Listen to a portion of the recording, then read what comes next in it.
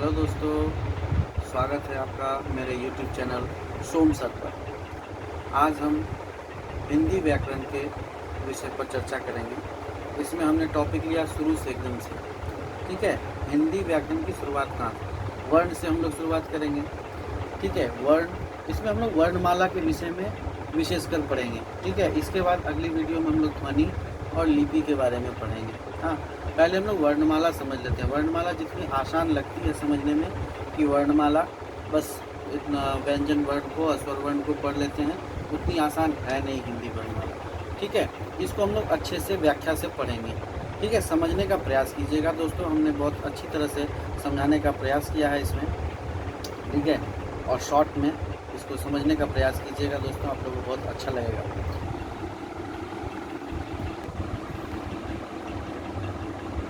चलिए दोस्तों, शुरुआत करते हैं आज हम लोग व्याकरण के वर्ण से। वर्ण किसे कहते हैं?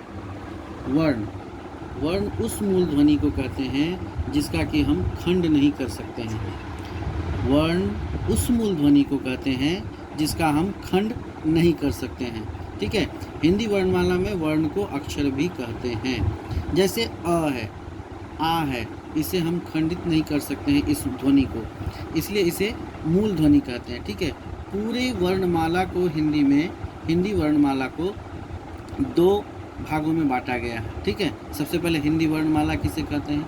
तो हिंदी वर्णमाला वर्णों के क्रमबद्ध समूह को वर्णमाला कहते हैं। जैसे अ के बाद आ आना चाहिए, आ के बाद हर्ष ई आना चाहिए, दीर्घ ई आना चाहिए, यह है वर्णमाला, ठीक है। अगर जैसे तैसे हम उसको सजा देते हैं, अ के जगह पे क के जगह पे घ ऐसे लगा देते हैं, तो उसे वर्णमाला हम नहीं कह सकते हैं, ठीक है। इसलिए इसकी परिभाषा इस प्रकार से है कि वर्णों के क्रमबद्ध समूह को वर्णमाला कहते हैं, ठीक है। अब वर्णमाला को मुख्यतः दो भागों में बांटा गया। पहला स्वर वर्ण और व्यंजन वर्ण, ठीक है। स्वर वर्ण के ऊपर चलते हैं। स्वर वर्ण की दो व्याख्याएं हैं। स्वर वर्ण को कालमान के अनुसार दो भाग में बांटा गया है। एक को कहते हैं हर्ष और एक को कहते हैं दीर्घ, ठीक है। फिर स्वर वर्ण को दो अन्य भागों में बांटा गया, जिसे जाति के अनुसार कहते हैं। जाति के अनुसार सजातीय और विजातीय, इसे सवर्ण और असवर्ण भी कहा जाता है, ठीक है। यहाँ पे स्वर वर्ण की बातें समझ गए आप। अब स्वर वर्ण में आते कितने कुछ वर्ण हैं, इसके विषय में हम जानते हैं। स्वर वर्ण में कुल 11 वर्ण आते हैं, इसको ध्यान में रखिएगा। इसमें अंग अह नहीं आता है, ये ध्यान से रखिएगा दिमाग में कि अंग अ स्वर वर्ण में नहीं आता है। इसमें अ, आ, हर्ष ई, दीर्घ ई, हर्ष उ, दीर्घ उ, री, ए, ओ, औ, बस इतने ही आते हैं। इसका संख्या याद रखिएगा। स्वर वर्ण में कुल कितनी संख्याएं होती हैं? 11। देखिएगा, इसको जोड़ते हुए हमारा यहाँ पर टोटल क्वांटिटी ये पुर जाएगा, ठीक है। अब हम आते हैं व्यंजन वर्ण की तरफ। व्यंजन वर्ण पहले तो स्वर वर्ण जान ले किसे कहते हैं। स्वर वर्ण उस मूल ध्वनि को कहते हैं कि जिसके उच्चारण में किसी दूसरे वर्ण की सहायता नहीं ली जाती है, यानी इस वर्ण के उच्चारण में हमें किसी दूसरे वर्ण की सहायता नहीं ली जाती है। और व्यंजन वर्ण क्या होता है? जिसके उच्चारण में हमें स्वर वर्ण की सहायता लेनी पड़ती है, इसे हम लोग व्यंजन वर्ण कहते हैं, ठीक है। तो स्वर वर्ण हम समझ गए, स्वर वर्ण के दो भाग समझ गए। इसे हम लोग अगली वीडियो में, इसे हम लोग जब ध्वनि के बारे में, लिपि के बारे में चर्चा करेंगे, तब इसके ध्वनि के विषय में हम लोग चर्चा करेंगे, ठीक है। स्पर्श व्यंजन यानी पूरे व्यंजन वर्ग को हम लोग कई खंड में बांटते हैं, ठीक है। सबसे पहले होता है स्पर्श व्यंजन। स्पर्श व्यंजन को वर्गीय व्यंजन भी कहा जाता है। ऐसा क्यों कहा जाता है, इसको समझिए। ये क्या है? कुल 5 हैं, ठीक है। क वर्ग, च वर्ग, ट वर्ग, त वर्ग, प वर्ग। इधर भी 5 है और इधर भी 5 है। क, ख, ग, घ, अंग, सभी में 5-5 हैं। अगर इधर से 5 देखें, इधर से 5 देखें, तो एक वर्ग का निर्माण ये करते हैं। इसीलिए इसे हिंदी में वर्गीय व्यंजन भी कहा जाता है। कोई डाउट नहीं ना? तो आगे बढ़ते हैं, ठीक है। तो इसके प्रथम वर्ण के नाम के अनुसार इसका नाम रखा गया है क वर्ग। सभी को च वर्ग कहते हैं, इसको ट वर्ग कहते हैं, इसको त वर्ग कहते हैं, प वर्ग जिसकी पहली वर्ण है उसके अनुसार इसका नाम रख दिया गया है, ठीक है। इसके बाद आता है अंतस्थ व्यंजन।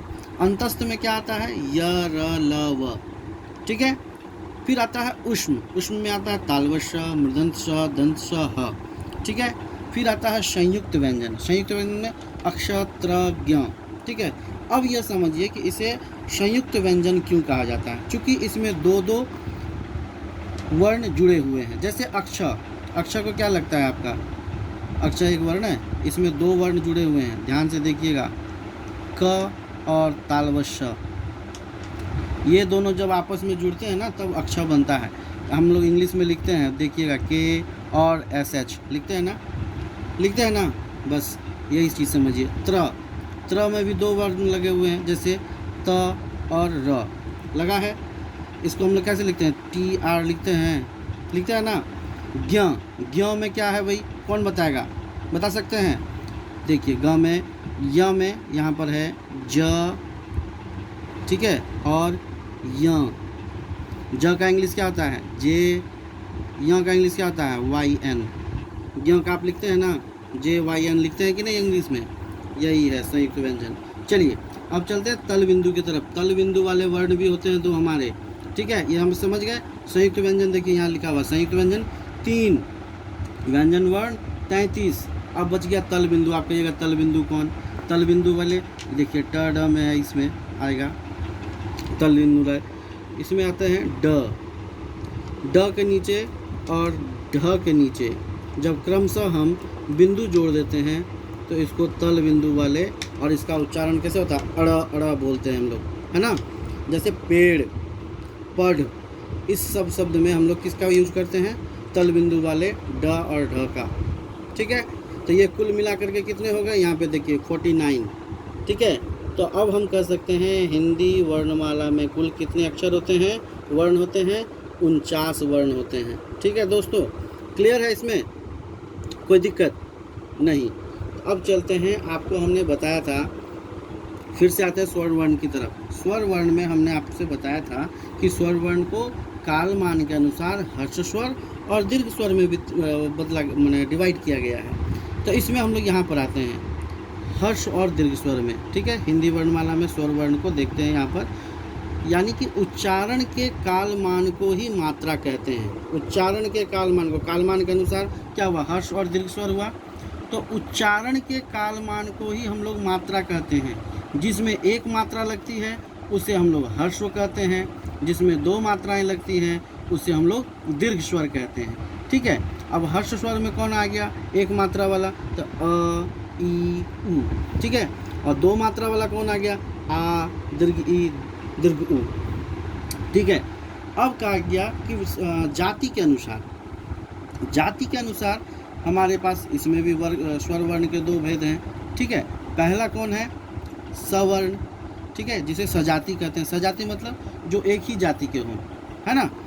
सजाति मतलब एक ही जाति के उच्चारण, देखिए है ना, अ आ ई उ, ठीक है, ये एक ही जाति के हो गए। अब विजातीय यानी असवर्ण, यानी कि जिसकी अलग अलग उच्चारण स्थान हो, जैसे अ ई आ उ ई उ, इस तरह से ये अलग अलग जगहों से उच्चारण हो रहे हैं, इसीलिए यह विजातीय हो गए, वो सजातीय हो गए। दोस्तों मुझे लगता है कि आपको समझ में आ रही होगी, ठीक है। अब हम लोग चलते हैं अंग अ की तरफ, ठीक है। अंग अ को अयोगवाह कहा जाता है, अंग अ को अयोगवाह कहा जाता है। क्यों कहा जाता है, अयोग मतलब होता है जिसका योग नहीं, किसके साथ, ना व्यंजन के साथ ना ही स्वर के साथ, जिसका ना स्वर के साथ योग है ना व्यंजन के साथ योग है, इसीलिए इसे अयोग। वाह मतलब अर्थ वहन करने वाला, फिर भी यह अर्थ वहन करता है, इसीलिए अयोग वाह कहते हैं इसको, ठीक है। अंग अ को क्या कहा जाता है, अयोग वाह कहा जाता है, ठीक है। संपूर्ण अब व्यंजन वर्ण को हम लोग पहले पढ़े क्या, वर्णमाला, वर्णमाला में हम लोग पढ़ लिए स्वर वर्ण, व्यंजन वर्ण, ठीक है। स्वर वर्ण को दो भाग में बांटे, ठीक है। अब आ जाते हैं व्यंजन वर्ण। तो व्यंजन वर्ण को भी दो भाग में, पूरे व्यंजन वर्ण को दो भाग में बांटा गया है, जिसे एक को कहा जाता है अल्प प्राण और दूसरे को महाप्राण कहा जाता है। अगर गौर से देखिएगा, विचार कीजिएगा, समझिएगा तो इसको आपको समझ में आएगा। अल्प प्राण क्या हुआ, जिसमें हकार की ध्वनि नहीं आती है। अल्प प्राण मतलब जिसमें हकार की ध्वनि नहीं आती है, ठीक है। ह की उच्चारण नहीं होती है। जैसे मान लीजिए पूरा आपका व्यंजन वर्ण ले लीजिए, वर्गीय जो आपका वर्गीय व्यंजन है उसको ले लीजिए, तो क वर्ग में हम लोग अगर क शुरू करते हैं तो क में हकार की ध्वनि आती है? नहीं आती है। ख में आती है, क्या लिखते हैं? के एच से ख लिखते हैं ना, तो उसमें क्यों आती है भाई? हाँ, ऐसे ही नहीं, उसमें हकार की ध्वनि आती है, इसीलिए के साथ एच जोड़ा जाता है तो ख का प्रोनाउंसिएशन होता है। ठीक है, अब हम लोग चलते हैं, आपको समझा दे पहले। तो ग हो गया और उसके बाद अंग हो गया, ये क्या हो गया? ये अल्प प्राण हो गया, इसमें हकार की ध्वनि नहीं आती है। सेम यही गिनती चलेगा किसमें? यानी फर्स्ट, थर्ड एंड फिफ्थ। ठीक है, पहला, तीसरा और पांचवा। ठीक है, ये सभी कौन हो गए? अल्प प्राण हो गए। सभी वर्ग में आप खोज लीजिए। च हो गया, इसका तीसरा कौन हो गया भाई? च वर्ग का छ, ज हो गया। ठीक है, और पांचवा य हो गया। उसी तरह से ट वर्ग में ट हो गया, ठ को छोड़ करके ड हो गया, और ढ को छोड़ करके मृदंत न हो गया।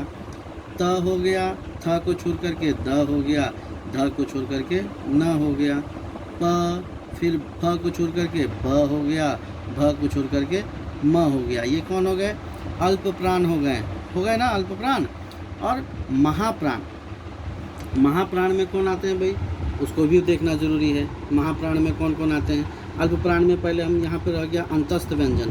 अंतस्थ व्यंजन को आप इसमें लिख सकते हैं य, र, ल और व। इसमें भी हकार की ध्वनि नहीं आती है। महाप्राण में कौन कौन आ गया भाई? तो 2 और चौथा नंबर वर्ग का, जैसे ख और घ, ये क्या है? ये महाप्राण है, इसमें हकार की ध्वनि आती है। ध्यान से सुनिएगा। ठीक है, फिर आती है कौन? इसमें हम अगर देखें तो च में, च वर्ग में कौन आता है? छ और झ, दोनों में आता है ना। फिर ट के बाद ठ पे आ जाइए, ठ और ढ। ठीक है, फिर त के बाद थ और ध। ठीक, प के बाद फ और भ। ठीक है, और इसके बाद तालव श, मृदंत श, दंत श और साथ में ह। ये सभी कौन हो गए? महाप्राण हो गए, जिसमें हकार की ध्वनि आती है, जबकि इसमें हकार की ध्वनि नहीं आती है।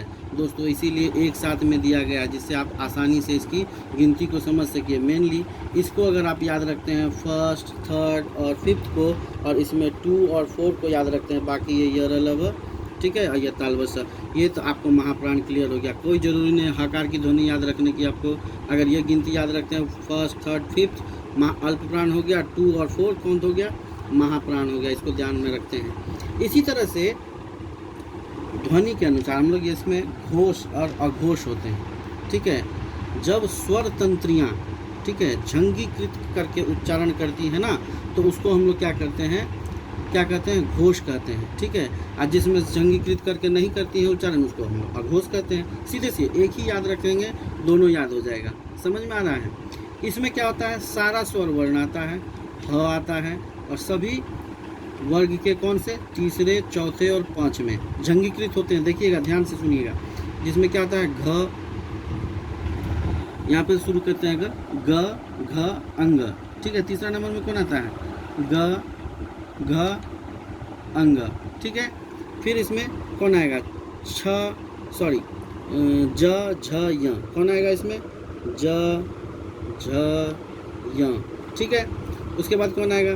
ट के बाद थ, उसके बाद ड, ड, ढ, न। ठीक है ना, ड, ढ, ण। ठीक है, त के बाद इसमें क्या आएगा? थ के बाद द, ध, ण, त, द, ध और दंत न। ठीक है, फिर क्या आएगा? फ के बाद ब, भ, म। ठीक है, याद हो गया? इसमें 1 2 3 4 5 हो गया। क्लियर है? इसमें सारे स्वर दोबारा लिखने की आवश्यकता नहीं है, क्योंकि हमने बार बार लिख चुका है यहाँ पर, इसलिए बार बार नहीं लिखते हैं, सारे स्वर ही लिख दिए यहाँ पर, और साथ में ह याद रखिएगा। ठीक है, और यहाँ पर क्या होगा? इसका दूसरा, यानी पहला और दूसरा याद रहेगा कि लिख दें, लिख ही देते हैं। चलिए, क, ख, ठीक, च, छ, ठीक, ट, ठ, त, थ, ठीक, उसके बाद प फ हो गया, 1 2 3 4 5 समझ में आ गया।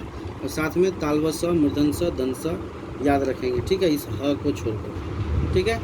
यानी अघोष में कितने आएंगे, समझ गए। अघोष में पहला और दूसरा सभी वर्गीय व्यंजन का, वर्गीय व्यंजन के पहले और दूसरे को हम लोग इसमें जोड़ेंगे अघोष में, ठीक है। साथ में कौन आएगा, ऊष्म व्यंजन का ह को छोड़ करके सिर्फ, ठीक है। घोष में कौन आएगा, सारे स्वर वर्ण, सारे स्वर वर्ण, और साथ में कौन आएगा, थर्ड, फोर्थ और फिफ्थ वर्गीय व्यंजन आएंगे इसमें ह को जोड़ करके अंतस्थ ऊष्म व्यंजन का। हो गया। अब दोस्तों बताइए इसमें आपको कोई डाउट, अगर किसी प्रकार का डाउट है, किसी प्रकार का प्रश्न आप पूछना चाहते हैं तो हमारे YouTube चैनल पर कमेंट्स कीजिएगा दोस्तों। आशा करते हैं आपको यह वीडियो बहुत पसंद आया। दोस्तों अगर आपको यह वीडियो पसंद आया है तो ज़रूर इसे लाइक कीजिएगा और सब्सक्राइब कीजिएगा। धन्यवाद।